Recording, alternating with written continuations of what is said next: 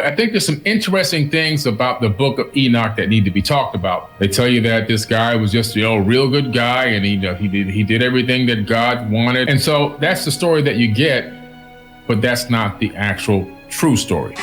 Noah is actually 𝗪𝗪𝗧𝗘. Enoch is the great grandfather of the person that was actually given the instructions on how to build a ship to be saved from the flood. Now, this ship that he actually built, we discover, is not a gigantic boat. 𝗪𝗪𝗧𝗧 and 𝗪𝗧𝗧 were the two chiefs or leaders of this particular crew of these watchers. And these 𝗩𝗪𝗦 people are these Anunnaki workers. And the fallen angels impart various types of knowledge and skills that were previously unknown to mankind. Then they started doing something again that was against the prime directive. They started teaching forbidden knowledge, was going to expedite our advancement technologically. And when you advance your technological prowess, all of a sudden, there's room for extreme detriment to that civilization. They praise Enoch for being so holy and so good to God that he was taken away and straight to heaven. He didn't have to die. He went straight into heaven and he never came back. They tell you that this guy was just a real good guy, and he did everything that God wanted, and he was without sin, and he was so incredible that hey, just take him straight to heaven. Just bypass the whole death process. Just go ahead and take him to heaven. And so that's the story that you get, but that's not the actual true story. It's quite interesting that Enoch is highly, highly, highly revered in the biblical text. However, his own book was left out of the Bible. Now, why do you think that is? Why do you think Enoch's text was left out of the canonized Bible? Well, I'll tell you why. Because it's talking about these people behind me. That's why. It's an ancient Jewish religious text traditionally ascribed to Enoch, the great-grandfather of Noah. Now, who is Noah? We know now, because I've been reading the Epic of Gilgamesh, that Noah is actually 𝗪𝗪𝗧𝗪, okay? That's his real name, 𝗪𝗪𝗧𝗪, before it was converted to the name of Noah in more recent texts. His original name is 𝗪𝗪𝗧𝗪, or even in some, depending on which version of the Epic of Gilgamesh, Akkadian or Babylonian, it could be Unapishtim, okay? 𝗪𝗪𝗧𝗪 is the most commonly known name, but Enoch is the great-grandfather of the person that was actually given the instructions on how to build a ship to be saved from the flood. Now, this ship that he actually built, we discover in the Sumerian tablets, is not a gigantic boat like what they have been preaching to you in Sunday school. He was given the instructions, and how do I know this? Well, the tablet is actually in the British Museum. He was given the instructions on how to build a gigantic round disc submersible, or maybe it flew, I don't know. We don't know, nobody knows. And it was cut up into sections like a pie on the inside. And he was told to put his local flora and fauna and his local livestock in that disc. He never built a gigantic ship. Not once did he build a ship. That is false information. Not once did two parakeets and two lions and two deer and two cockroaches and two fleas and two ticks and all this come on the boat. Didn't happen, okay? I'm just telling you right now, it did not happen. He was literally told to get his local flora and fauna and his local livestock and take on this disc that was cut up into sections like a pie on the inside, but it was a sealed disc, like a saucer. That's what he was in. And we know this for an absolute fact now. There's no way to get around it. There's absolutely no way to get around it. So Enoch is the great grandfather. Now, what's important here is we're aligning a man who has directly interacted with these advanced beings. Now we know his own descendant also interacted with these advanced beings, as he was given the actual instructions on how to build this from Enki, one of these Anunnaki people. Enki saved him and his family's life by teaching him how to build this particular disc-shaped floating device, whatever you want to call it, right? This DNA bank, if maybe it was that. But we see a direct connection between Enoch and 𝗪𝗪, who's actually now called Noah in more modern texts, because the Bible is New Age information, not Old Age, it's New Age. So it's interesting that that connection, that lineage is there. Two people, same bloodline, both being directly engaged by these beings. The descent of the Watchers, they descended from the sky. When we hear this in the biblical text or the Enoch text, what are we being told here? We're being told that these people, and I do mean people, came from the sky down. They descended from the sky down to the earth. And they were called the Watchers. They were the Watchers. They would watch over humanity. And in some ways, they were forbidden to engage humanity. Some of them were forbidden to actually engage. In other words, to directly interact or interfere. It was against the rules. They actually had something called a prime directive, the same kind of prime directive. You see that they utilize that same term in Star Trek. In the Star Trek TV series, since it came out in 1960 all the way till now, they have a prime directive in which they cannot directly engage or interact with any civilization that's pre-warp. If that civilization is pre-warp and they're going to actually go down to the surface of that planet, then they have to pretend like they're part of that culture. They have to pretend like they fit in, like they're not really aliens or from space. And they can't alter or change or give them any technology in any way, shape, or form. It's forbidden, literally forbidden. Well, they got that information from the ancient tablets. And the Watchers descended to earth because they were attracted to human women. Now, that's not me saying that. That's in the Book of Enoch. That's the ancestors saying this. They were attracted to human women.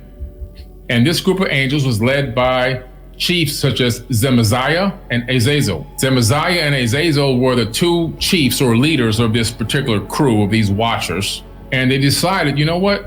These girls look pretty damn good. We're going to take some human wives. Now, it's interesting that when you read the Enuma Elish or the Epic of 𝗪𝗪𝗧, you discover these beings in there. They call them the 𝗪𝗪𝗪. And these 𝗪𝗪𝗪 people are these Anunnaki workers.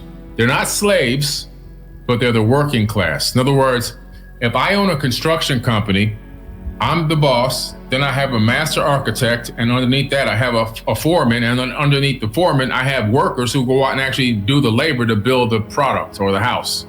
You see, it's a structure, it's a system. Well, these 𝗪𝗪𝗪, they said the same exact thing in the Epic of 𝗪𝗪𝗧. They said, we want to get some of these human women. We don't have no women over here. They were working, according to them, they were working on Mars. And they were complaining about the conditions. And they said, you're working us like we're slaves, and we're not slaves. And not to mention, we want to take some of these women back with us. So in two different texts from two different time periods, we find the same story. We found not the same story, but we found a similarity, I should say, a similarity in which these advanced beings, they want to get at these women. And so they began families. Then they started doing something again that was against the prime directive. They started teaching forbidden knowledge. The Book of Enoch says that. They started teaching them forbidden knowledge. And the fallen angels impart various types of knowledge and skills that were previously unknown to mankind, which had a profound and often detrimental impact on human societies. So what are we talking about? We're talking about the fact that these beings violated another law and began to engage mankind and give us the forbidden knowledge. And why was it forbidden? It was forbidden because, why? It was forbidden because this information that they were giving to humans was going to expedite our advancement technologically.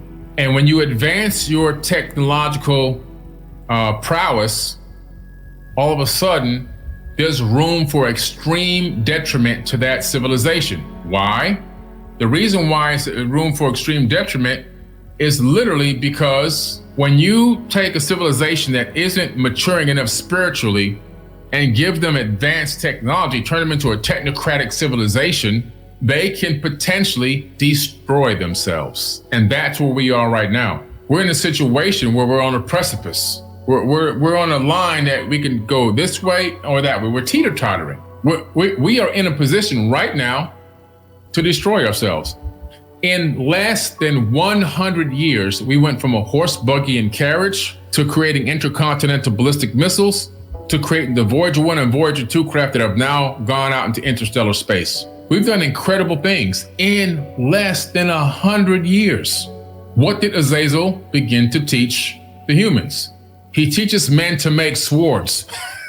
First thing he does, let me teach you how to cut somebody up. Let me teach you how to chop somebody to pieces.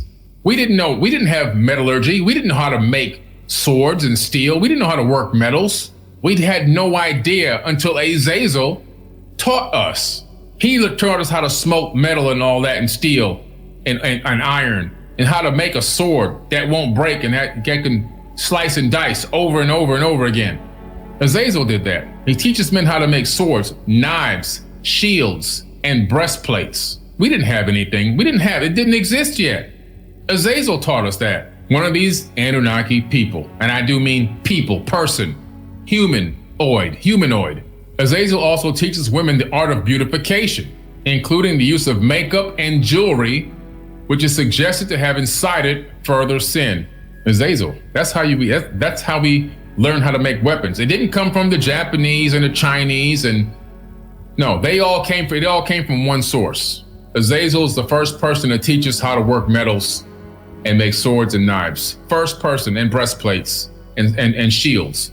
First person. Then what happened? 𝗪𝗪𝗧, he instructs on the enchantments of root cuttings, essentially teaching sorcery and herbalism. So he taught sorcery and herbalism. He taught people how to use the herbs for either curing or for either trying to utilize those herbs in correlation with sorcery to create a particular outcome. A lot of that stuff is still being used today. And we don't want to admit that's what we're doing, but that's exactly what we're doing. We're trying to create sorcery, burning incense, right? Smudging and all of that. That comes from 𝗪𝗪𝗧. Amaros teaches resolving of enchantments. So he's teaching how to resolve enchantments. And then you have Barakel teaches astrology. So the first time we were taught anything about astrology and how it applies to human behavior, that came from Barakel. Then Kokabel taught the knowledge of constellations. He gave some real knowledge on constellations, star systems, orbital periods, star alignments. All that came from Kokabel. Then you have Ezekiel. He teaches about the knowledge of the clouds and meteorology. So now they're getting information on the clouds, stratus clouds, cirrus clouds, predicting weather patterns, understanding barometric pressure. All of that comes from this guy, Ezekiel. And then you have Arakiel. He teaches about the signs of the earth, which might be interpreted as geology, right? Or geomancy. So he's teaching geology, stones. He's teaching you how to understand layers going down, how many years back in time that goes, how to detect an area where there may be flowing rivers underneath the land, where there may be dangerous argon gases that you don't want to dig there or create something under that area.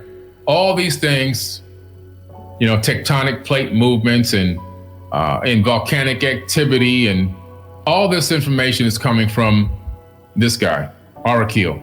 Then you have Shamsiel. He teaches about the signs of the sun, like the solar behavior and the solar cycles. So he's teaching about the solar maximum, the solar minimum, CMEs, coronal mass ejections. He's teaching all this information to the people. So they have a full understanding of the solar minimum, solar maximums, and how that affects global warming and global cooling, how some of these CMEs can literally affect our magnetosphere. Then you have Sariel. He instructs on the course of the moon, which encompasses lunar cycles and possibly lunar astrology. Sariel's teaching this. So the whole lunar cycle, all that's being taught by Sariel. And not only that, but because it's the lunar astrology, he's teaching about the effects of the lunar gravitational forces on human minds, human consciousness, and how it affects our own behaviors. Still to this day right now, I don't know if you knew this, but during the full moon, which is totally predictable, Do you know that police stations ramp up and have more policemen on staff that night? And the emergency room at hospitals have more staff that night on a full moon? Do you know why? Because on full moons, there's going to be more activity with crime and with injuries, either stemming from crime or other, maybe more car accidents, whatever, on the night of full moon. Full moons directly affect human consciousness. So Sariel's teaching and instructing on the moon. And so you have the consequences of all these teachings that these beings did. I don't call them angels because they're not angels. They're not angels in my book. The knowledge imparted by the watchers leads to increased sinfulness and corruption among humanity, according to the Book of Enoch. The text portrays this dissemination of forbidden knowledge as one of the key factors leading to the moral decay and the eventual decision of God to bring about the great flood in the form of a divine retribution. The punishment to the watchers is, as the result of their actions, the watchers are judged by the archangels and are subjected to severe punishments. They are bound and cast into the abyss, a form of imprisonment and torment, as a penalty for their disobedience and negative impact on humanity. So the humans got to die in the flood, but these people, they don't die. They just get kind of bound into some kind of a chamber where they can't get out. And they're not killed. They're put into some kind of prison. If you really go into the text, you discover something very interesting, that Enoch wasn't taken by God. He was taken by people, and he wasn't just taken once. He was taken more than once. You're taught in Bible study that he was taken to heaven on a chariot, never to return again. He was taken straight to heaven. He bypassed death, not according to the Book of Enoch, where he actually has a conversation with the beings that are going to take him on this trip to teach him knowledge, which is approved by the head god, Anu. This teaching is approved, and this trip is actually approved, and it's given a set day that they're going to leave on this trip. He even gets his affairs in order and has his sons prepared for the day that he's going to leave. In the Book of Enoch, the narrative of Enoch being taken into the sky or the heavens is one of the key elements of the text. The ascension is portrayed as an extraordinary event where Enoch is granted divine visions and insights, setting the stage for the detailed revelations that follow in the book. In his ascension to heaven, Enoch's ascension is described across several passages in the Book of Enoch. He is taken up into the heavens multiple times, each providing different experiences and revelations. In other words, different things he's being taught, different knowledge that he's been given on different trips. Multiple, not even double, but multiple means more than two. In his initial ascension, Enoch describes how he was taken up into the heavens on the clouds, and the wind in the sky bore him aloft. Well, that sounds quite a bit like flying in some type of a vessel. The ascension is often seen in his initial introduction into the celestial realms, and during this time, he visits various places in the heavens and earth, including the places where the heavenly bodies, stars, sun, and moon, are regulated. Oh, he's in outer space, guys. One of the earliest accounts of a planned alien abduction. Visions of the heavens.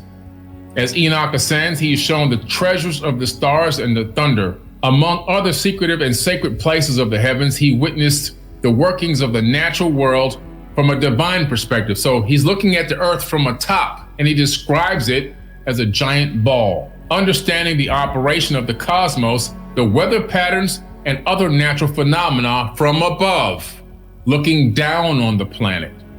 He's seeing the clouds from the other side. This isn't a story about some heavenly father, a sky daddy with a magic wand, whisking away a good human into heaven. It's a story of advanced beings with advanced technology that's capable of space travel, taking a man from the earth into space and teaching him things. This is why the Book of Enoch is not in the Bible. Then you have the revelation of secrets. Throughout his heavenly journey, Enoch is also shown secrets that are not known to other humans. He's given forbidden knowledge. These include ultimate judgments of the angels and humans, hidden paths of the stars. He's given star maps and the storehouses of life and rain, which are meant to explain both cosmic and earthly operations from a divine standpoint. He's given the information and knowledge how to predict weather patterns on Earth. That is what the Book of Enoch is all about. That's what the Book of Enoch is all about. You'll find everything I'm talking about is right in this book, the Book of Enoch, one of the most revered people in the biblical text, whose book was omitted by the Council of Nicaea. Why? We don't want to tell them about these aliens taking people into space and teaching them how to kill each other, make weapons and all of this, and how they lusted after our women. No. Let's keep that on the outside. Just keep it on the outside. That's exactly why. People want to believe in fairy tales. There's just no other way. I've come to the understanding now that people want to believe. They want to so badly believe in fairy tales.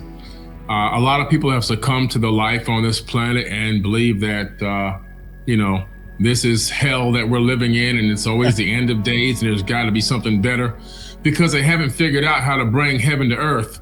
They haven't figured out how to stop waiting to die so they can live. And because they can't do that, they want to believe in the fairy tales. They want to believe in, this artificial thing that happened, which is this right here. They want to believe in two of every animal of every kind, and came onto this ark, and which was a giant boat that was built by a man's hands in dry land, and then the flood came and swept them away, and then 8 people survived, and those 8 people turned into 8 billion. A genetic pool would need to be much bigger than 2 animals of each kind, right?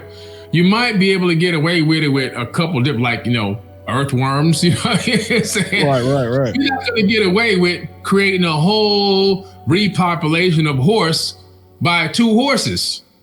Man. You're not going to create a repopulation of lions from extinction, because this will be an extinction level event, with a lion and a lioness. It's just not going to happen. A giraffe and a giraffe. I mean, 2 giraffes can't make, tens of thousands of giraffes that existed. I mean, it just doesn't happen that way. The opening scene in the Emerald Tablets, Thoth says that the temples were rising up out of the mud, that the fountains had completely covered the land. We're talking about a global flood, and that people who survived in caves were coming out of the caves. Now, what's interesting is the Bible does kind of mimic some of that information, because in the Bible, what people miss, because the Bible study class never teaches you this, and the people who are studying Christianity never read the Bible. They only listen to what somebody tells them about the Bible. So they didn't read the part where it says that people survived in the caves, and that the kings had survived in the caves, and that Nephilim also survived. Not all the Nephilim were wiped out. Some of them survived this. And this is why you have the Nephilim giants, and you have all this population of people that survived after the flood situation happened. That's actually in the Bible, but nobody ever reads the Bible, so they would never actually know this. And if anybody is doubting what I says, just Google Nephilim survived the flood, and you get all the Bible verses right there, right? The Bible verses are right there. It tells you the exact verses in Genesis where you can see that the giants survived the flood, and people survived the flood, and that they hid in caves. And in the Emerald Tablets is where they got that information from. It says that they hid in the caves in the desert, and that after the flood waters began to recede, and the temples were coming up out of the mud, the people came out. The giants came out, right? And then you look at the Epic of Gilgamesh, which is a huge story. It's taught in universities in ancient civilizations. Like, you can't be an ancient historian without doing a complete paper on the Epic of Gilgamesh. It's a massive story. It's considered an actual poem. And in there is who? Enlil, right? This is Sumerian's Babylonian story. And Enlil is the one that sends Gilgamesh on this hero's journey. And what's interesting about this hero's journey, Gilgamesh didn't want to be alone on this journey through the wilderness that he had to go on. And so Enlil fashioned him an artificial man, a friend to go with him, that he created, literally fashioned him, and imbued him with knowledge and intelligence, which is AI, and sent him along his way with his friend. In the Epic of Gilgamesh, they're on the search for 𝗪𝗪𝗪. 𝗪𝗪𝗪, or also known as Utnapishtim, is also the biblical Noah. And this story about Noah and the flood was written in the Emerald Tablets 4,400 years before the Bible was even thought of being written. They discovered something amazing. Let me show the people what they discovered They discovered these tablets. Guess what this is? The original tablets with the original instructions for 𝗪𝗪𝗧 to create an ark. Now, let's talk about this ark that they were told to create and what it is, right?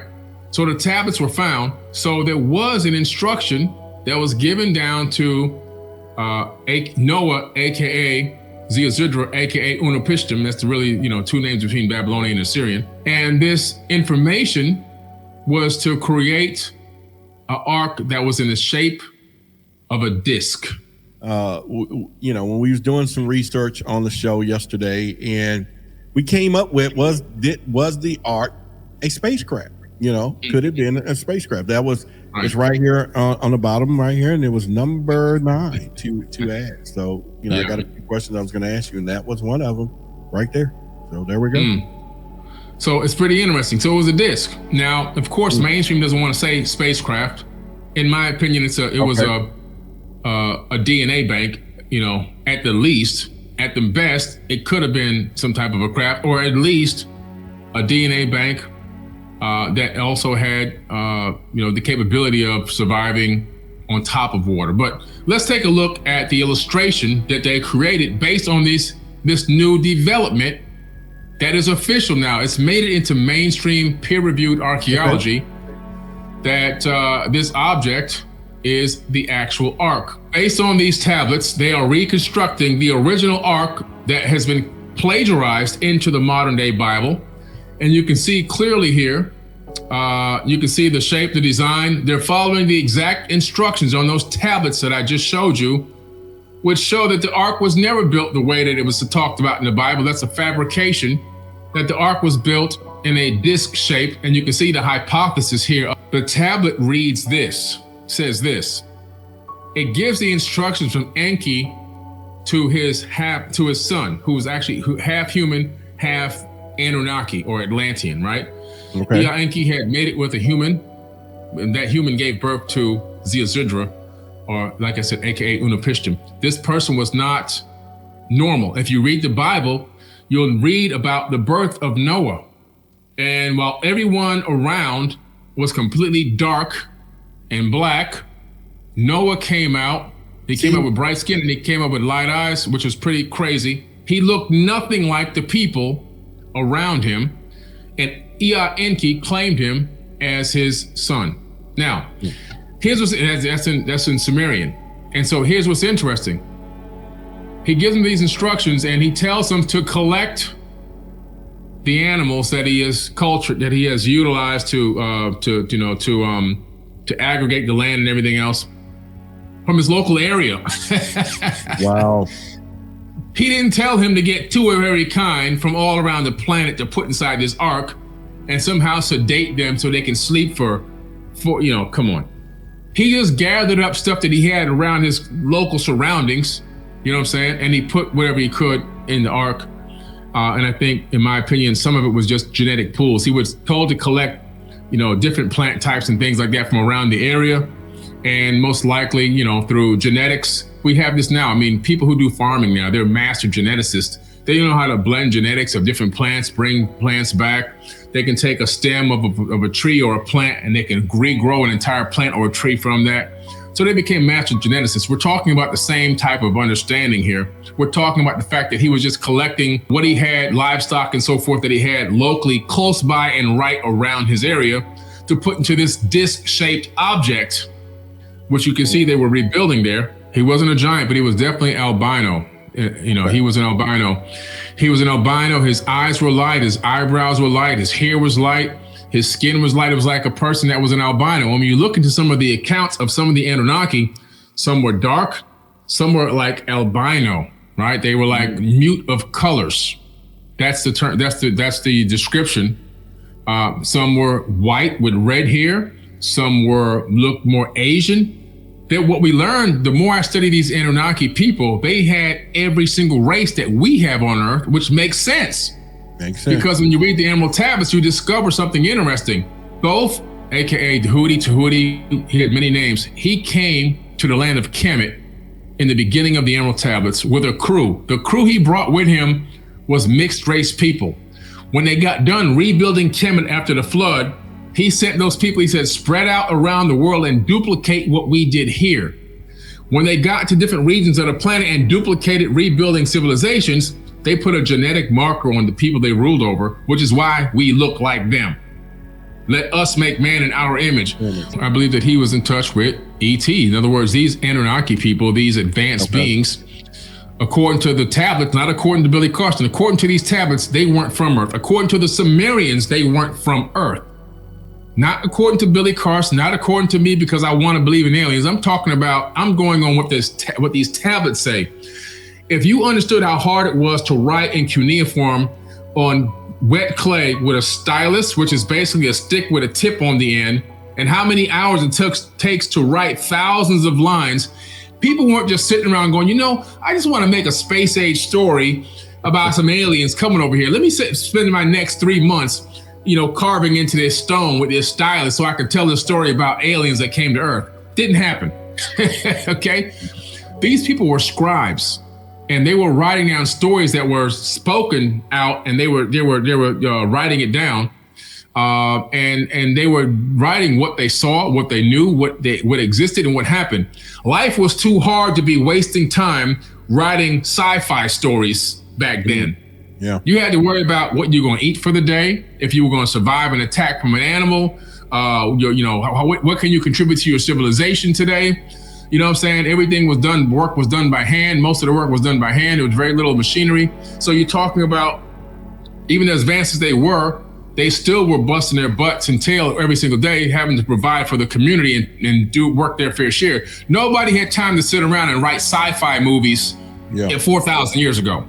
So they wrote what they were told, and they wrote what they saw, period, point blank. And so this 𝗪𝗪𝗪 was interacting directly with, aka Noah, was interacting directly with these beings and was talking back and forth, having a communication, because he talks to the Anunnaki and the Anunnaki talks back to him and gives him actual instructions, which is a tablet that I just showed you, which is sitting in the British Museum where anyone can go and see it right now. This is the books, plural, of Enoch. And what you find is that Enoch was revered and was a high-level entity according to the biblical text, because they mention him and mention his high status, but they don't give you the book that he wrote or the information he left behind for future generations. And the reason why they didn't do that is because Enoch is talking to aliens. That's why it was left out of the Bible. He's talking to aliens, people that were from space that came down to Earth and engaged mankind. And according to Enoch, taught us how to make war and make weapons of war and how to kill each other. Wow. And that these people didn't come from Earth, they came from another place, another planet. They even took Enoch on a planned trip. So in the Bible, they make it sound like Enoch honored God so well that God took him into heaven. And he didn't have to even forego death. He just went right into heaven. That's baloney. That's fake news. When you go and read the book of Enoch, you discover he had a set and appointed time that these beings were going to take him in a ship up into space and bring him back. He was going to go away for a while to learn from them. And he even went and sat with his sons and gave them the records and the information they needed to sustain their estate. And it was a planned day that he was going to be going with these people into space. And he left on that day. When he comes back, he describes seeing the earth as a gigantic sphere from above the cloud. Okay, this is why this information didn't make it into the Bible, because they want you to believe this crazy of fairy tales instead of understanding the real and true facts that we've been engaged by advanced people. And the scariest part is, for most people, is these people look like us or we look like them. When you research into the Greys, you discover that the Greys may not even be, they have a hominid body type still, because you have a head, 2 arms, 2 legs. It's still a bilateral bipedal organism, but that the Greys are probably more likely a synthetic type of a being with an advanced level of AI that's allowed them to become completely sentient and conscious, and that their creators have long since died off and gone. And what the Greys do with all these abductions is they're trying to find a way to blend their body, their cybernetic biological bodies, with real biological life forms, or in order to create a hybrid that can obtain a certain level of immortality through death. In other words, when they die, they're just dead. They don't have the capability of ascending or transcending dimensions. So by combining or creating hybrids, a hybrid race, by combining with human beings, which is a lot of these abduction cases, they're always taking genetic material, they could be creating a hybrid that now has a spiritual consciousness that can transcend dimensions through death, that can come back and reincarnate as a physical being in the third dimension or ascend to higher dimensions. This is the official story of the tablet. The Babylonian tablet shows how Noah's Ark could have been constructed. The British Museum expert says 3,700-year-old instructions describe how to build a round boat, but he does not believe the Ark even existed. Noah's Ark was never built, still less crash landed on Mount Ararat. So he's saying not only was it not built, but it didn't crash. They've been trying to rebuild it based on these instructions, according to them. Now, they don't think it was built because it's too hard. But again, we couldn't build a pyramid, so who knows? A British Museum expert has declared, despite holding in his hand a 3,700-year-old instruction on how to construct one, he says, I'm 107% convinced the Ark never existed. That's Irving Finkel at the British Museum, who's an expert, by the way, in Sumerian and cuneiform tablets.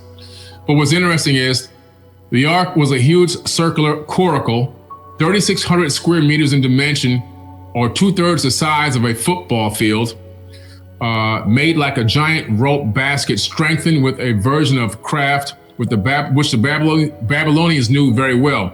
Finkel points out in daily use up to the late 20th century to transport people and animals across rivers, they made these types of circular structures. So this obviously was a structure they were used to creating, but on a smaller scale. And these instructions were how to build it like megalithic style to hold much more stuff inside of it, according to Irving Finkel's translations and other experts' translations of these tablets. Whatever local livestock you may have had that can fit on this thing, but certainly not two of every kind. It says the text about the great flood and the order by God to one man just to build a boat and have himself save his entire family and the animals clearly is older than the biblical story. So this story that in these tablets is far older. Like I said, it's 4,400 years old total time between then, and our era today. So we're talking about it being over 2,000 years older than the biblical text, which is pretty interesting. So, circumstantial evidence is real. And we have enough circumstantial evidence right before our fingertips to prove that the biblical version of Noah's Ark is a fallacy. People want to believe these stories only for one reason and one reason only. It gives them this fairy tale of this heaven instead of them having to work hard to make heaven right here. I can just sit back, I can kick my feet up and watch the world burn. And if I pray at the right time and say, please forgive me, Jesus, at the right exact moment before I die, I might be whisked away into this magical kingdom, right? Again, these are people waiting to die so they can live when they should be learning how to live now. They missed the mission. They missed the understanding of what they're here for. What the purpose of what they're here for is to find a way to convert this earth into heaven. Yeah. It's to make heaven here and to learn from all the turmoil and trauma and drama that we've created and develop and ascend and become a higher conscious being from what we've done before. So we can ascend to a higher level. We can be born again in the spirit, not by water getting smashed over our head, right? Dumping babies in water and smashing and having a pastor dump you in this bucket of cold water and you got all this coming on your face and you need a towel and no. It's about raising your level of consciousness to a higher level so you can look back on your previous level and say, wow, I've grown. I've been born again to a higher level. And you'll be born again many times in the same lifetime. That's really what the challenge is here, is to learn from our mistakes and grow and find out how we can exercise a level of unconditional love towards one another and move the civilization forward to the next level where everyone becomes more conscious. And then the planet advances. And then the next thing you know, there's a golden age. And what is a golden age? Which has happened before in the past. We know this because there's records of golden ages. When you have the golden age, you have brought heaven to earth. And so that is what the ultimate goal is, because source or the universal consciousness or God, whatever you want to call it, the creator of all, wants to see this experiment develop from nothing into a golden age. And it wants to experience it through us on what it would be like to live in the third dimension. So the creator has divided itself into Googles of entities. Google is a number, not a search engine. It's an actual number. Look it up. Into Googles of entities. That's a number that you can't even count. So it can experience what it's like to be Billy, to be Roderick, to be everyone in the chat right now, subjectively, and to understand what it's like to move through this third density and grow and learn and create mistakes and be a part of the problem and be a part of solutions and everything else. It wants to collect information and data and send it back to itself at the higher dimensions. And that's what's going on here. And so many people have said, you know what? I could just be in this thing and I can just pray and beg for forgiveness, and I can screw up again and pray and beg for forgiveness. It's this vicious cycle that they've been taught where they don't have to stand up and be responsible for their own actions. Yep. The devil made me do it. Now, all I gotta do is say, hey, please forgive me. And the next thing you know, I can go to heaven again. I'm clean again. And then tomorrow they go out and they drink, and the guy comes home and he hits his wife over the head. And then, you know, he goes to church and drops some money in the plate. And then the devil made me do the devil to possess my body. And now I just got to say, Jesus, forgive me one more time. And I'm good and I'm clean again. I'm ready to go to heaven. You see how stupid that sounds? It's ridiculous.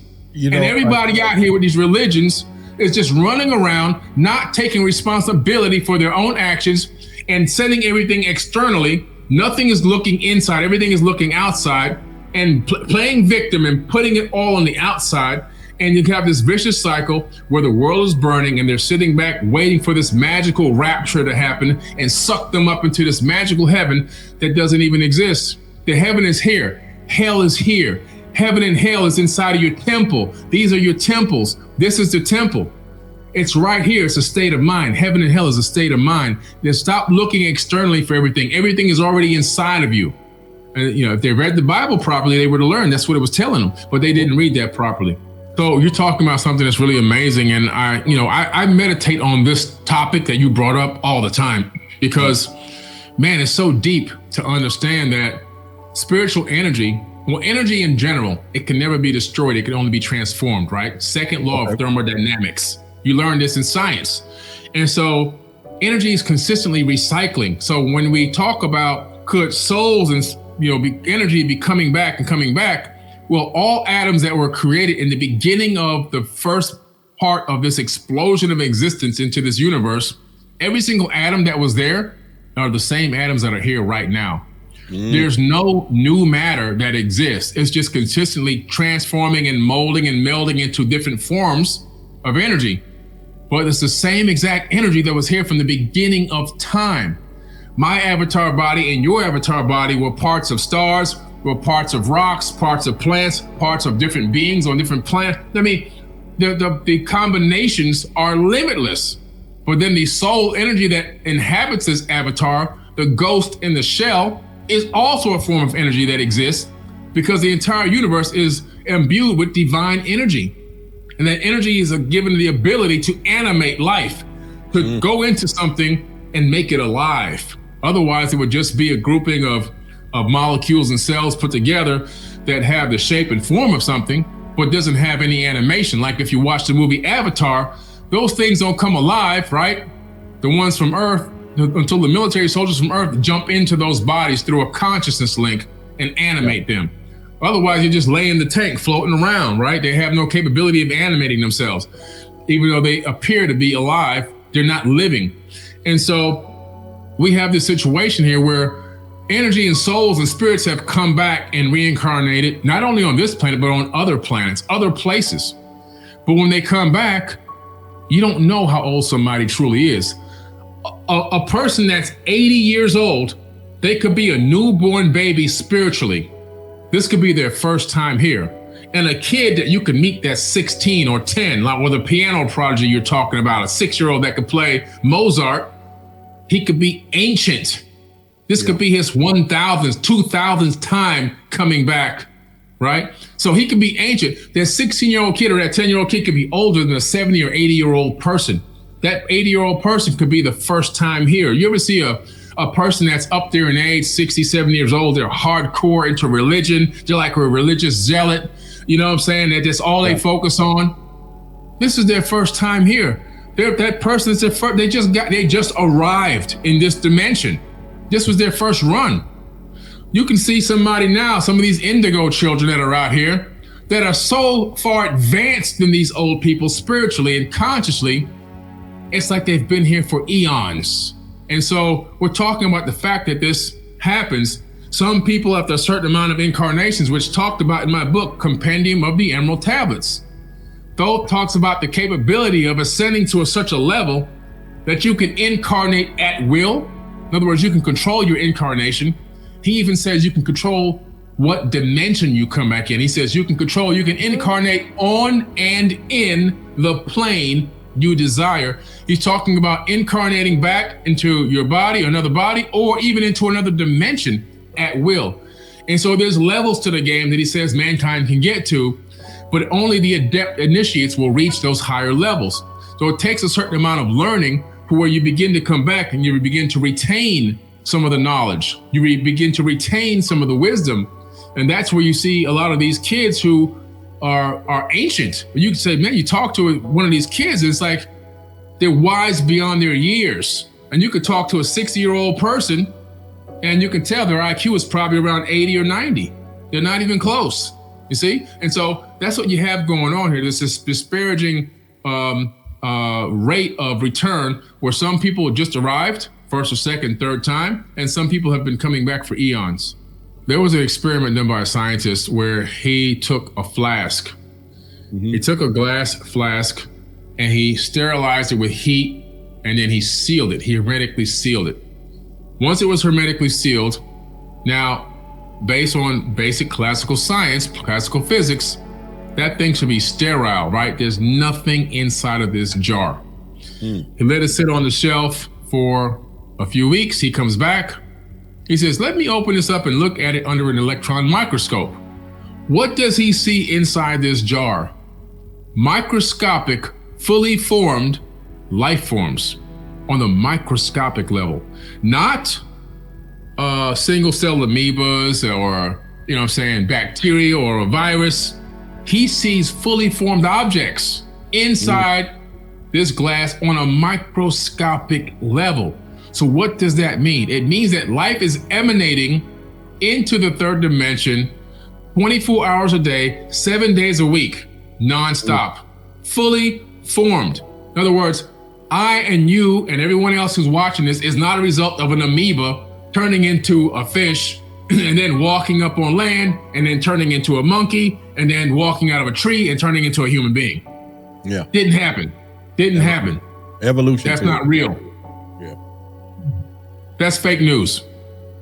What happened was the creator of all, as the Anunnaki call it in the Sumerian tablets, is a programmer. We know this through the work of Professor James Gates Jr. We know that he discovered the Adinkra codes from the Dogon. Right? These Adinkra codes are symbols. When you take them in from a two-dimensional form, like prints, into a three-dimensional substructure, you discover that these codes contain error-correcting codes and the mathematics that control search engines and web browsers. And these same codes are the same ones that are running the ether of space-time itself. We're in an operating system. This whole entire universe is a program code. Inside is a fractal holographic matrix. The software are these Adinkra codes. This is mainstream science, peer-reviewed. It's not even like a hypothesis anymore. We know this for a fact. We're living inside of a programmed matrix, literally. And so it's incredible to understand, there's a creation that's being emanated here that's coming through the flower of life symbol. That flower of life is at every Planck unit of space-time that exists throughout the entire universe. And where the circles intersect and cross, it creates a tetrahedron. Right at the centerpiece is what they call the vesica piscis. And through that is the womb of creation, where everything emanates into the third dimension. So we're living in a perpetual motion of creation within this universe that recycles itself and regenerates new life on a consistent basis. And we'll never know how many life forms truly exist. We'll never know the number because they're coming in nonstop and recycling as new things nonstop in real time, every single moment of every single day. It's a real incredible story. I mean, it's so kind of hard to wrap your mind around, but this thing is so huge. And guess what? It don't make me feel small because we're all a part of it. We're a part of this massive thing that really is so incredible.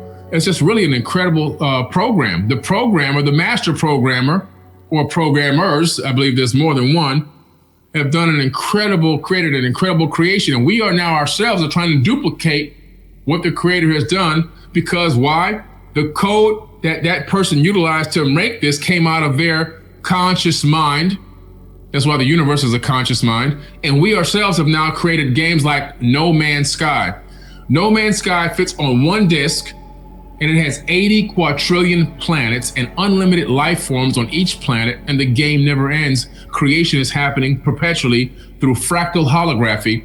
They use the Mandelbrot set of fractal creation, like Pixar did, to create on the fly, and the game never ends. They created an entire universe on one DVD. So tell me, what happens when they add AI to that software program, that game? The guy who created The Sims, he's adding AI to The Sims. They're going to be conscious. They're going to be asking things like, who am I? Where do we come from? Who is our God? Who created us? When was the Big Bang? Well, when we turned the game console on, that was your Big Bang. That's the spark that created your universe. They're going to be and then they're going to begin to create their own programs inside of The Sims, simulating what they're living, what they're doing. They'll create conscious games eventually inside of their own conscious game. And so there's many layers to reality. We're not in the base reality. We're not even close to base reality. We're so far away from base reality, it's incalculable how far away we are. We're just one of Google's of universes that exist in a multiverse of creations in this fractal holographic multiverse of multidimensionality. It's incredible. You know that Enoch was a real powerful man because he's talked about in the Bible, yet his book is not in the Bible. It was left out by accident on purpose. And the reason why is because he's talking about, and he calls these beings by their names, beings that were not from Earth, that came here from up above and engaged mankind. They taught us how to build weapons. They taught us about perfume and makeup. They taught us how to make jewelry and beer and all this other crazy stuff, right? So these beings were physical, corporeal beings. They actually, at some point, even went to war with humans against other humans, putting on clothing and getting swords and everything else. These weren't like the angels that we're thinking with the fluffy wings, and these were people. I think there was a misconception in some cases as to what is an angel and what is a person based on the level of technology and the consciousness of those beings.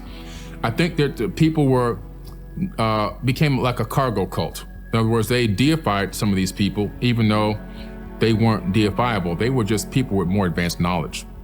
And so these beings did this. They engaged mankind. They also gave Enoch an appointed date that they were going to take him into space to go meet the master. He's a quote unquote demigod, supposedly. So he was, his father was a god with a lowercase g, and his mother was a human being, supposedly. This is what the stories say. How mythological is that? We can't really understand it. But he was special. He had offspring, he had a family, and these beings that came to visit gave him an appointed date that he would be taken away from Earth. And so he got taken away from Earth, and he then describes the shape of the Earth, the size, the color, everything from space, a gigantic blue glowing sphere. He's then brought back at some point in the future. He went away for a while, then comes back. He left the I guess his estate to his kids, his sons. So they were waiting for him to leave, and they was also waiting for him to come back. This was planned. It wasn't like some mystical thing. In the Bible, it seems as if he just disappeared from Earth and he was taken into heaven and never came back, but that's not the case. In the Book of Enoch, you find out he was brought back. Pretty interesting. But also what's interesting about Enoch is he came back with some advanced knowledge and understanding about construction techniques. Okay. So all of a sudden, this guy understands and knows how to build megalithic structures. Who taught him this information? Wherever he went, he became a student. And they brought him back, and he had this knowledge and this wisdom. There's only one Bible that exists with the full book of Enoch in the same Bible, and that's the Ethiopian Bible.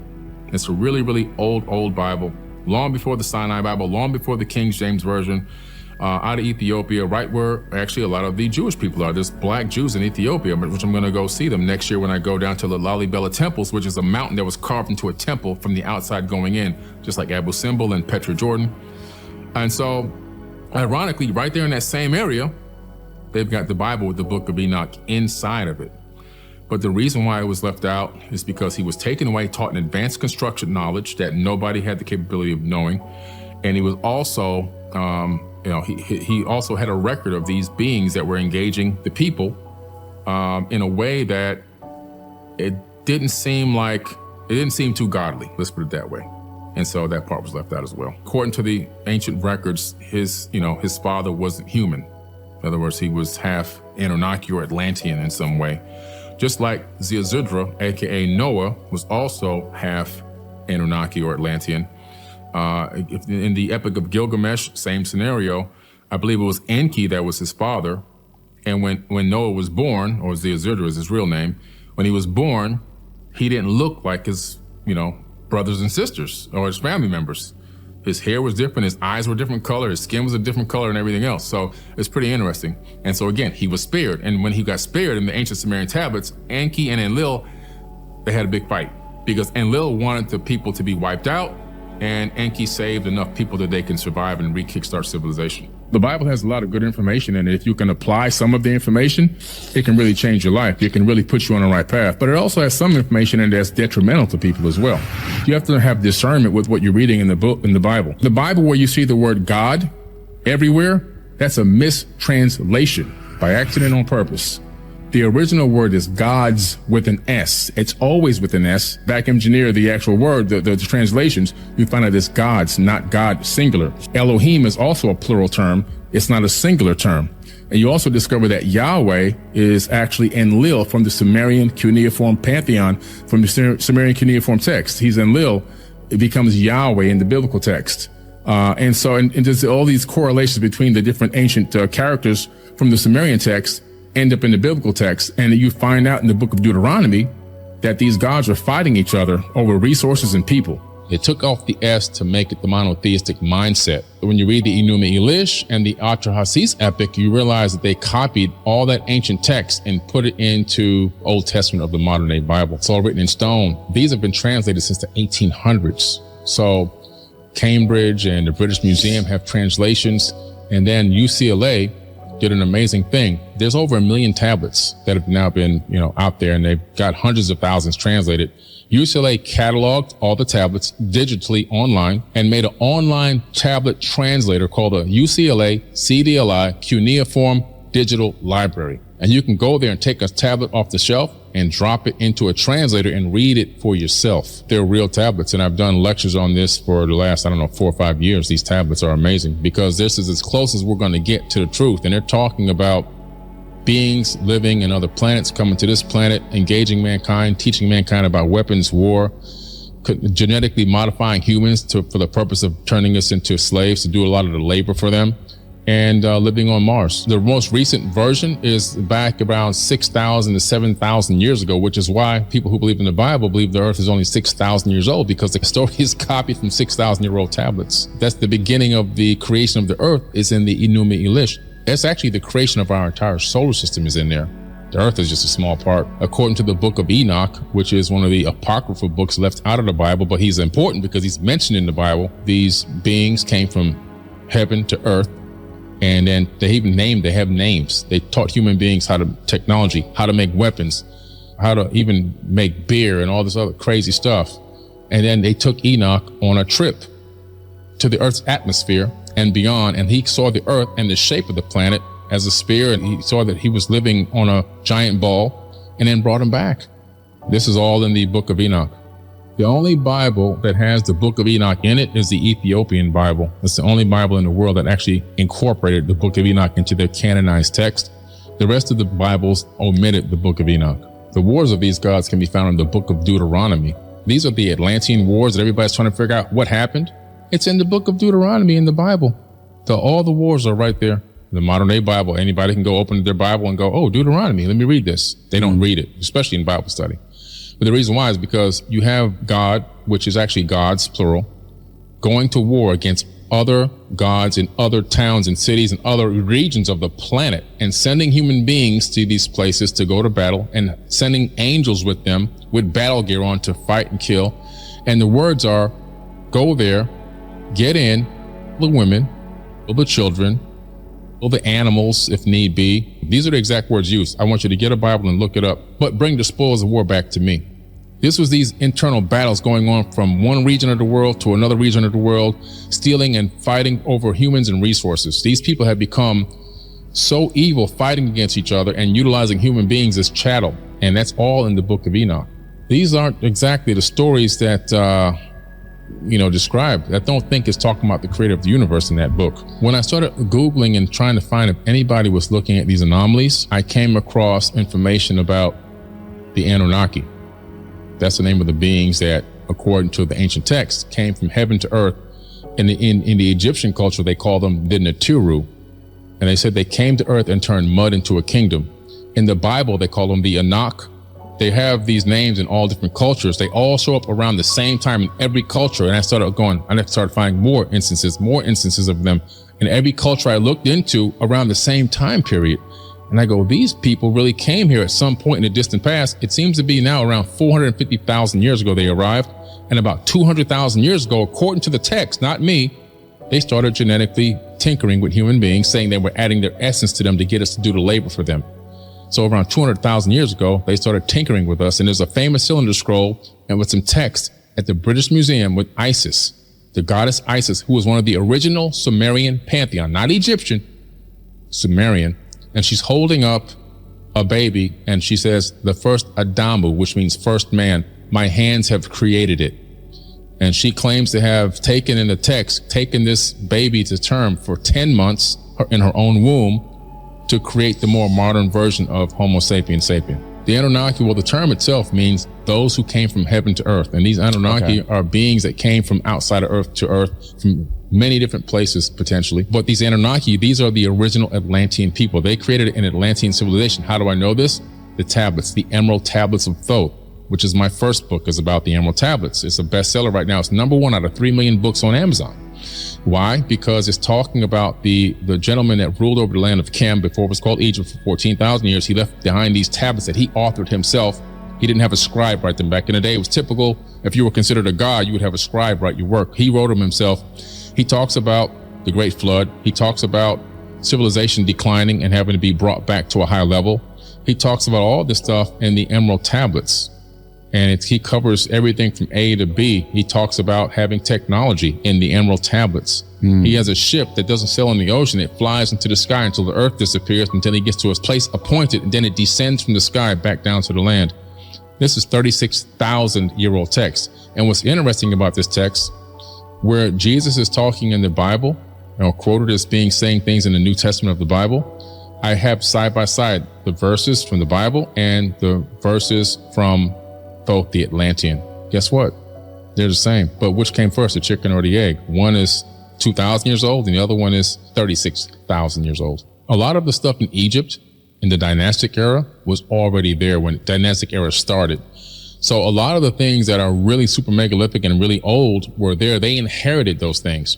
If you go to Mexico, where the Teotihuacan complex is located, which is a mirror of the Giza plateau with the 3 pyramids aligning with Orion, the pyramid of the sun, pyramid of the moon, and so forth. Those structures were there before the Mayans got there. And even the Mexicans will tell you that the Mayans inherited what was, they built nothing. They even teach that in the university. They built nothing. Matter of fact, the Mayans didn't know who built that stuff, so they named them Teotihuacan. That's where the name came from. But when you go to the ancient text, you find out who built it. Thoth the Atlantean, who ruled over the land of Kem, ancient Egypt. He left because he was battling with his brother, Marduk, in the Bible. But Marduk is also known to the Egyptians as Amun-Ra. This is why people say amen at the end of every prayer. He's the one who said, at the end of every giving thanks, you say my name. That's where amen comes from. He left because of battling with his brother, and he went to Mesoamerica, and he took Olmecs with him.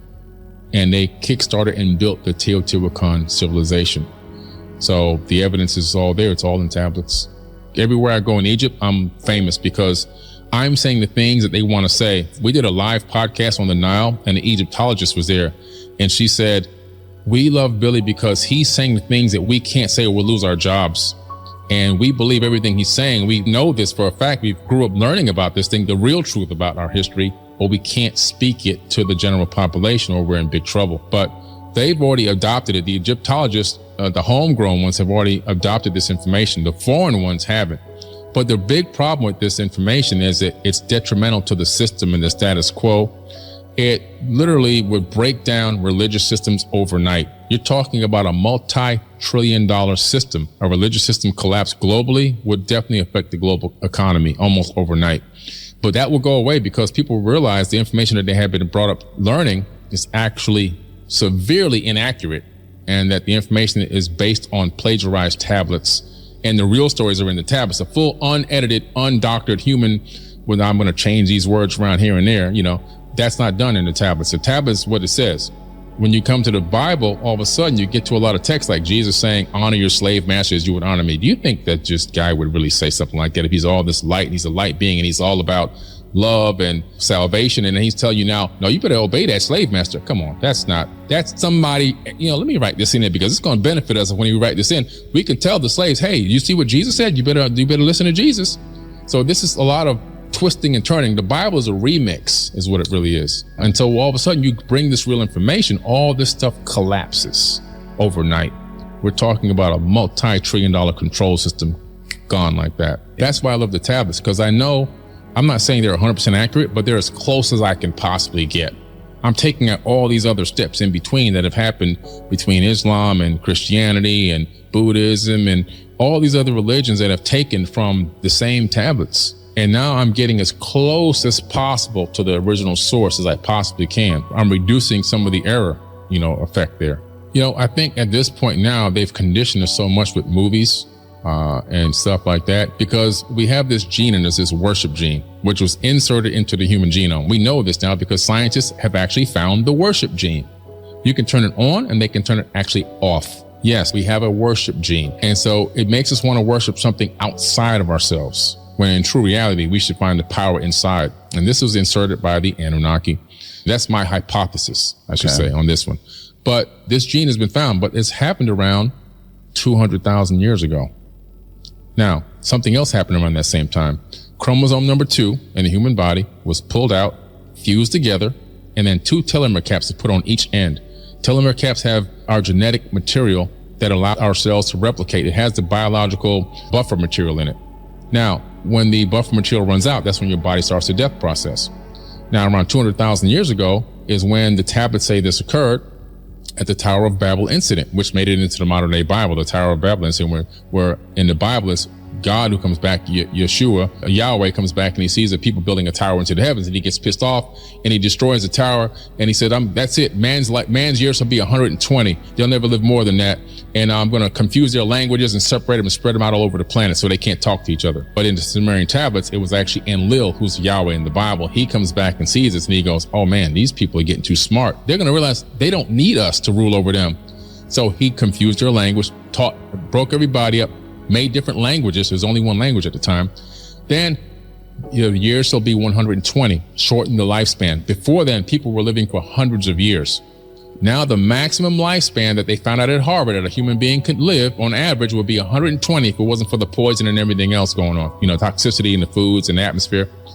And they started experimenting with mice, and they were able to stop the degradation of the telomeres and got the mice to live 3 times their normal lifespan. All this information would be mind-blowing information to come out if this truth was really told about our ancient past and what really happened. People would realize we've been altered, genetically modified. Our lifespans have been shortened so that we can subjugate it and ruled over. We never lived long enough to really figure out what's going on. But by the time we figure it out, we're gone, and another generation starts over from zero again. And so we're at this precipice now. We need to be able to pass this information on from generation to generation and teach them the real, true ancient history so that we can break this cycle that we're in of this being a boot on our neck and being ruled over by a small handful of people. Less than 100 people on this planet control 8 billion people. Less than 100 people run the lives of 8 billion people worldwide. They know what you smell, eat, taste, touch, hear, think, and they control everything you do, where you can go, where you can't go. And so for us to take back control of this planet, we need to know this ancient information. We need to know what happened in the past so we can make a better future, because the past is prologue. First of all, I ask any Christian, I challenge any Christian, who wrote the Bible? I've never gotten the right answer since I've asked that question. Every time I ask them face to face, who wrote the Bible? They don't have no idea. They start telling me the apostles' names. They start talking about Judas and John and all these. No, they wrote nothing. Those men were illiterate men. They couldn't even read or write. They were illiterate people. The Bible was written from 100 AD to 900 AD by Phoenicians, followers of Hermes, Thoth, the Atlantean priest king. That's who wrote the Bible, and they didn't write a Bible. What they did was they started copying ancient texts from all over the world, remnants of the Library of Alexandria, copying these ancient texts onto different parchment papers and stuffing them inside of vases and jars inside of caves. Over time, between 100 AD to 900 AD, people, explorers and archaeologists, coming across these vases and opening them up, finding all these ancient writings. These ancient writings were copied from, okay, let me translate this tablet onto this writing, onto this parchment paper, and then must store it away, right? They would study these things and read them inside of caves in the middle of the night and stuff like that. And so over the course of that amount of time, 180 to 900 AD, that's after the death. Jesus and Paul and Judas and Matthew, they were dead 2,000 years prior. They were gone, long gone, ancient history. The Bible wasn't written in real time. Nobody was walking around going, what'd you say, Matthew? Let me write this down again. Wait, say that again, because I didn't quite hear that last sentence. Let me write this down again. Nobody's doing that. Nobody going, no, oh, Jesus, hold on. Say it one more time, sir. I didn't get that last quote you just said. Let me write this down one more time. Come on, man. That was written long after these people were gone and passed away. So where did this information come from? It came from ancient texts and ancient tablets, recopied onto different parchment papers. And the proof is in the pudding. You can go back and you can find those same exact quotes and statements and words out of the ancient text. It comes right from there. Some of it copied word for word directly onto these parchment papers. Then later, people who discovered these things, eventually they came together and brought them all together and said, hey, let's make a canonized book out of this. And that's when the Council of Nicaea got together and they started going through and curating what they would put into this canonized Bible and what they would not put into the canonized Bible. And then when they got to a good mix of neuroscience where they knew they can utilize this information to control masses of people, they said, we're going to put this one out right here. Boom. We altered this. We changed that. We mistranslated this by accident on purpose. We changed this around. We put this over here. We moved this around. We took out the part talking about aliens. We took out the part talking about spaceships and UFOs. Okay, so now I think we got something here. We can dominate the planet with this. Reincarnation. Yeah, just like Thoth teaches reincarnation. And the ability to ascend to a high level to where you can incarnate at will. Thoth says he can even incarnate in and on the plane he desires. He can incarnate in a multi-dimensional status. He can go to different dimensions. Let's start getting the truth out there and not these falsehoods that keep getting passed around from generation to generation. And people have been crying and snot crying and carrying on thinking all this stuff is real. And a lot of it's actually poorly mistranslated and some on purpose. Some on purpose, okay? It's just so much, man. I mean, I can ramble on this topic for years. Absolute years I can go off on this because I just know too much. And it's all based on actual facts. Everything I'm telling you can be looked up. One of the earliest versions is the Ethiopian Bible and the Sinai Bible. Moses never crossed the Red Sea. He crossed the Sea of Reeds, which is a closer, much smaller and easier sea to cross. Right. As a matter of fact, if you talk to geologists, which like I did, you'll find if you do a geological rewind to go back in time with tectonic plate movements, a computer model will simulate that there was an actual tsunami in that area somewhere within that time frame, give or take 100 years or so, which would have easily wiped out that area, completely dried out the Sea of Reeds, and you can walk right across. Then the water would have come crashing back. Wow. But he never crossed the Red Sea. Also, another mistranslation is God. God is not supposed to be singular in the Bible. It's plural in all cases. Gods with an S. It's multiple gods. In the Bible, you have the gods are Enlil, and who's also known as Yahweh in the Bible. Yeah. And you also have Amen-Ra, the great Amen. He's, when you say the Lord's Prayer, that's Enki's prayer. Our Father who art in heaven, hallowed be thy name, thy kingdom come, thy will be done on earth as it is in heaven. Give us the daily bread, blah, blah, blah. That's Ptah's prayer, who's also known as Enki. Enki. In which religion? In Christianity. Jesus was crucified. Whoa. Well, that doesn't exist in the Sinai Bible.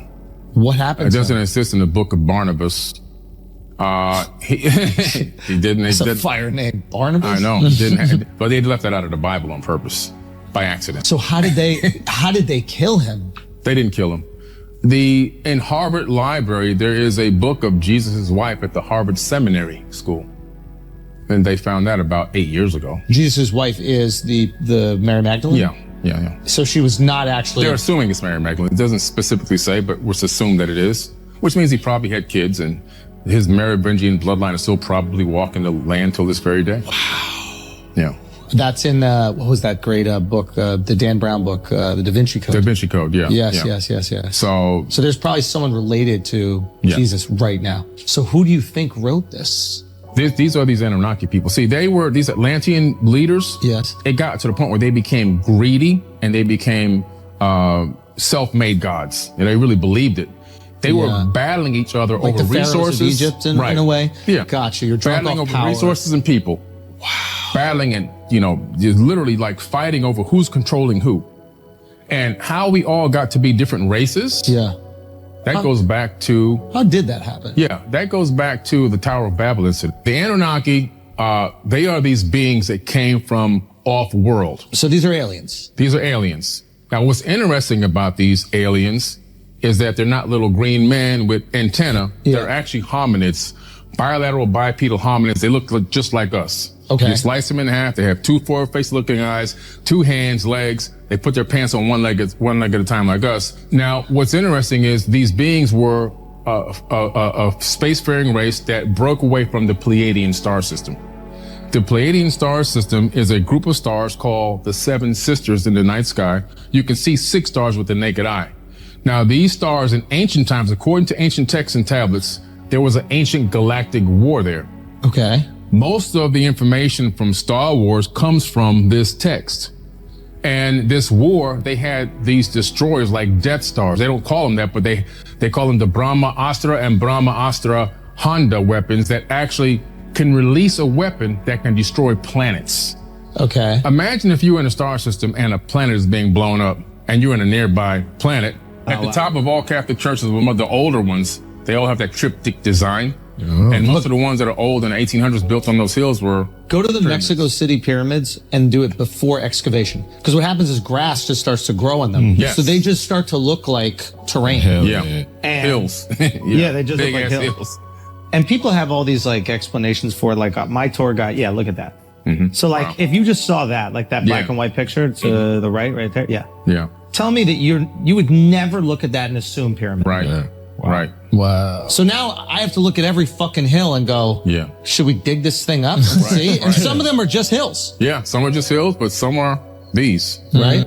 Got it. So when the Anunnaki came to Earth, were there already Homo sapiens here? Yes, good question. There were already not Homo sapiens, but hominids. No, there weren't. Our cousins. Bad question. They were Homo erectus. They were our cousins. Yeah, they were. But I believe that they were more intelligent than us spiritually. So is it fair to say that the aliens were the first ones to smash monkeys? No, they didn't do the monkeys. We were right? Because when we were here, they didn't call us apes. They called us beings. Yeah. And in the Epic of Atrahasis, there was this big war getting ready to happen. Mm-hmm. And Enki and Lil and Anu were in this place in South Africa called Adam's Calendar, where they found the very first gold mines that human beings were working underneath their boot. Anyway, so the Ijiji, who were the working class Anunnaki, came from Mars to Earth to go to war against them because they felt like they were being enslaved, even though they weren't supposed to be enslaved. They were just working class people.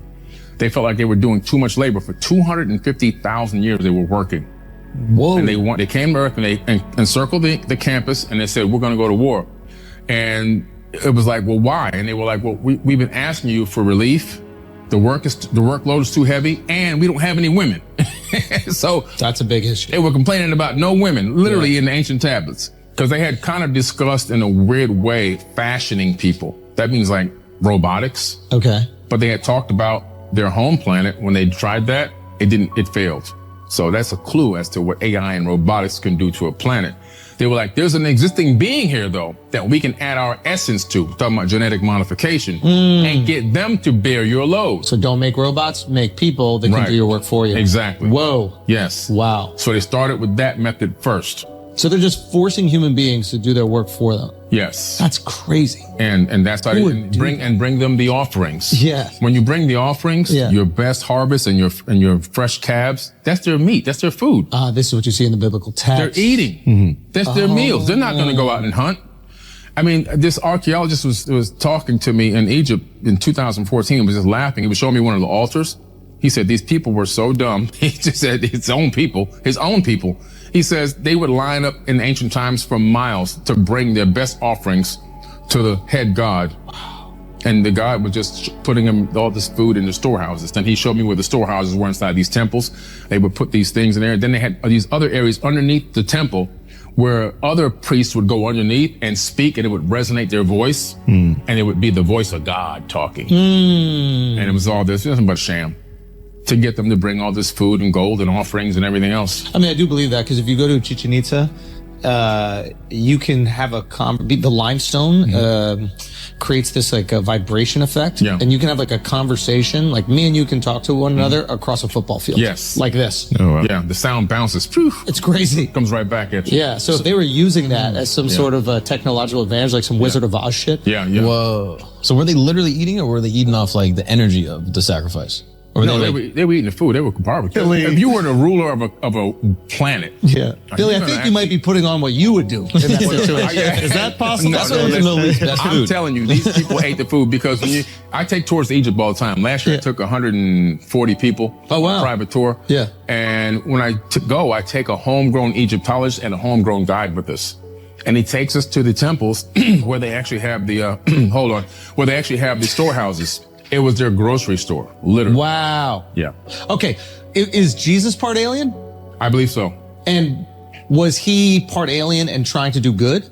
Yes, I believe so. So he was breaking away. He was using his power, and he's like, yo, what these aliens are doing to us is fucked up. Right. We need to break free from that, and I'm going to liberate the people. Yeah. So you have to understand, you're right on point. There's good and evil in everything. Jesus is the man, bro. Yeah, there's good and evil in everything. We're all part alien at this point, right? Absolutely. It's in our DNA. Ah, fuck. I thought he was a little bit more. Well, he was more. He was a little bit more, yes. How was he a little bit more? Well, if you look at the Apocrypha text, you discover that not only was Jesus's mom a virgin birth, but his grandmother was also a virgin birth. Nobody ever talks about that in church, and they hear about that in Sunday school. Wait a minute. So his grandma, wow. Yeah. So you see this establishment of this particular bloodline. Yeah. And then all of a sudden he comes through the womb and then begins to regain all of his own memories, right? So he is a reincarnation of himself from a previous lifetime. Oof. That's why sometimes I hypothesize that he could be Thoth the Atlantean, who says that he could incarnate on and in any plane he desires. Could he have decided now to come back through the womb? So Thoth the Atlantean was the king of the Atlantean Empire. Yeah, he was one of them. Or one of the leaders of the Atlantean Empire. He is reincarnating inside Jesus. Yeah. And why has he chosen to help the people instead of enslave us like he did in the past? Good question. When you look at the ancient text where Jesus gets all of his information from, the Emerald Tablets of Thoth. We need to talk about that on the tablets, bro. 38,000-year-old text. In there, in the book that I wrote about it, I line up the Christian text and I line up Jesus's text from the New Testament. This is going to seem really ignorant. People were writing shit down 36,000 years ago? Thoth authored these tablets himself. He actually wrote, he didn't have a scribe. A lot of the times these God figures or these leaders would have scribes. Right. He actually wrote it down himself. He actually put it onto these tablets. And what is he writing in? What language? Well, it looked like the language was runes, R-U-N-E-S. Okay. And in this text, he writes about coming to this planet after the Great Flood and seeing the temples of ancient Kemet sticking up out of the mud and actually going on a mission to help rebuild civilization. Not that it was for the first time, but he's rebuilding it to a high level. So it was already built, destroyed. He's like, hey, let's run it back again. Right. His father sends him on a mission. His father says, go to the land of Chem and do the plan that ye know of. So he gets his crew and he gets into the great ship of the master and he takes off until the planet disappears. This is the horizon. Right. He's up in the sky. Oh, he's coming from. He's in a ship that goes up. Gotcha. Because you know this, because when he gets over the land of Chem, he goes, I see the land of Chem beneath us. And I see the temples rising up out of the mud that were flooded by the fountains. Now we come back. Now he comes down to the ground. The fountains is the great flood. Right. Got it. Okay. He opens the door. He comes out and he calls these people barbarians coming to attack him. Probably territorial. Crazy. And he says, I raised my staff and sent out a ray of vibration, stopping them still as fragments of stone of the mountain. If you like this video and you want to see more amazing content, go ahead and check out the next video on our channel.